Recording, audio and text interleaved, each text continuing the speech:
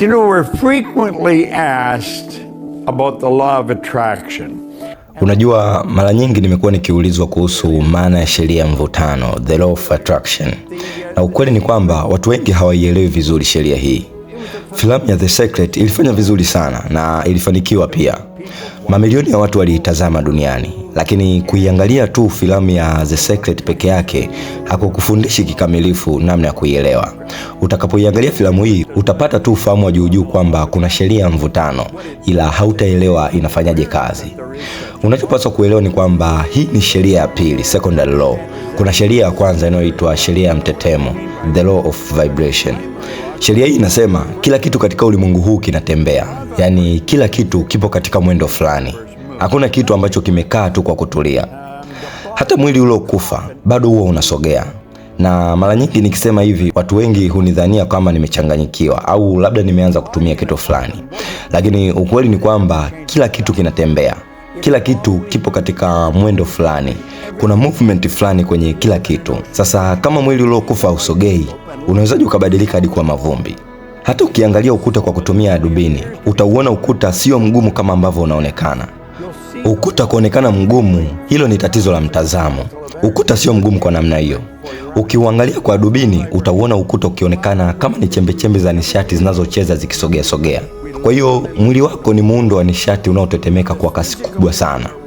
Ubongo wetu ni kama kituo cha kubadilisha umeme, electronic switching station. Ubongo unapofanya kazi huamsha seli zake, na seli hizo husambaza mtetemo, yani vibration, katika sehemu mbalimbali za mwili wako. Nisingeweza kuinua mkono wangu juu na chini kama nisingeanza kuupa ubongo wangu ujumbe kwamba unatakiwa kufanya hivyo.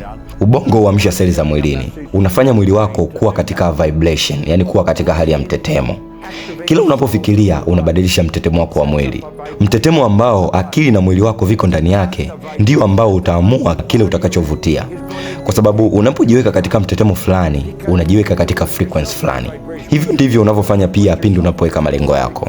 Kwa sababu kama wazo hilo lipo katika akili yako ya ufahamu, conscious mind, basi tayari jambo hilo una uwezo wa kuwa nalo. Kama usingekuwa nalo katika akili yako ya ufahamu, conscious mind, maana yake ni kwamba usingeweza hata kulizungumza au usingeweza hata kulielezea kwa watu wengine. Ukweli kwamba ninaweza kuzungumza na wewe kuhusu jambo fulani una maana moja tu, kwamba tayari jambo hilo lipo ndani yangu. Lazima ujione tayari umeshalipata. Unaliona akilini, intellectually, na unalihisi kihisia, emotionally. Unapofanya hivyo ni suala la muda tu kabla jambo hilo halijawa halisi. Swali ni je, linafanyikaje? Linatokeaje katika umbo la kimwili? Jibu ni kwamba ili litokee katika uhalisia, utaanza kuvuta kile kitakachohitajika kulifanya litokee. Unapoliweka jambo hilo akilini mwako, unapolihisi katika mwili wako, unaanza kuvuta kila kitu kinachohitajika ili kulifanya jambo hilo litokee. Unaanza kuvuta nishati yote muhimu inayosababisha matokeo yaonekane katika uhalisia. Sasa unafanyaje jambo hilo? Unalifanya hili kwa kubakia kiakili na kihisia ndani ya kile ambacho wewe unakitamani. Unakiona kama tayari umeshakipata, kana kwamba kipo sasa hivi. Hali hiyo inakuweka katika frequency fulani, yani wimbi fulani la nishati, na frequency hiyo ndiyo inayoamua kile ambacho unavutia. Na ukweli ni kwamba unaweza kuvutia kile tu ambacho kipo katika mtetemo unaolingana na akili pamoja na hisia zako. Sasa ikiwa umeweka picha akilini mwako na unaamini kwamba huwezi kupata kitu fulani, maana yake ni kwamba uko katika mtetemo wa ukosefu na hautakipata kitu hiko. Lakini ikiwa unaweza kujiona tayari unacho, unajua kitakuja kwako na una uhakika kabisa. Unaweza ukawa haujui muda gani halisi ambapo kitu hiko kitakuja, lakini unakuwa na uhakika kwamba ni swala la muda tu. Na ghafla kile unachotamani kinaanza kutokea katika maisha yako.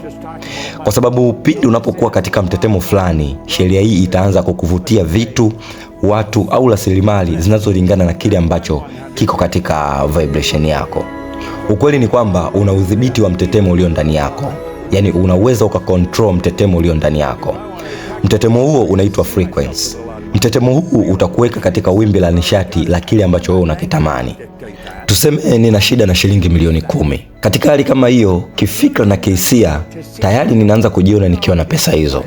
Kwa kufanya hivyo, unaingiza mwili wako na akili yako katika frequency inayolingana na utajiri ambao wewe unautaka. Sasa hii ni pesa nyingi ukilinganisha na hii. Hapa kuna noti moja ya dola 100 na hapa kuna noti 100 za dola 100. Kwa hiyo moja inaweza kuonekana nyingi ukilinganisha na nyingine. lakini kiuhalisia pesa yenyewe haina kipimo cha nyingi, yenyewe ipo tu. Kama nataka kuvutia pesa nyingi, lazima nijione tayari nina pesa nyingi. Lazima nikubali kiakili kwamba tayari nimeshazipata. Siiachi akaunti yangu ya benki iamue jambo hilo, kama nina pesa au sina pesa. Mimi huwa nachagua mwenyewe. Nachagua kujiona nina kile ninachokitamani, na kwa kufanya hivyo ninajiweka katika frequency inayolingana na utajiri huo. Kwa hiyo siri kubwa ya kupata kile unachotaka ni kubakia kwenye hiyo frequency ya kile ambacho wewe unakitamani.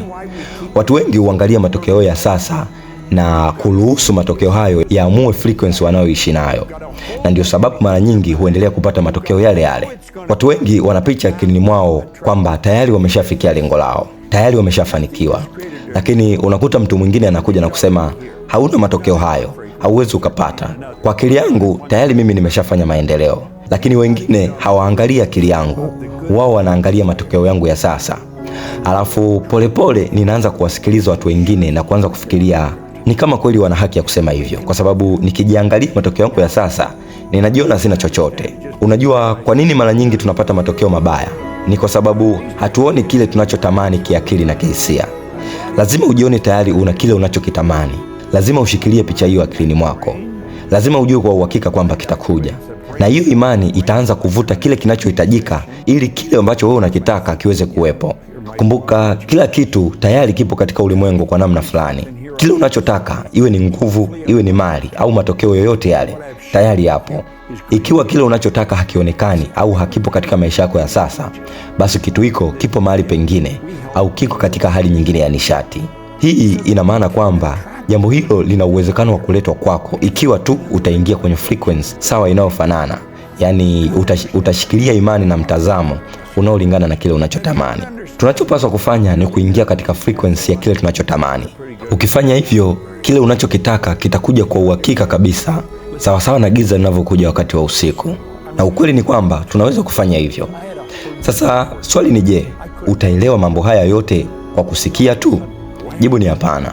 Labda inawezekana usielewe kabisa, lakini angalau nimekupa ufahamu wa kuanzia. Jaribu kufikiria hivi.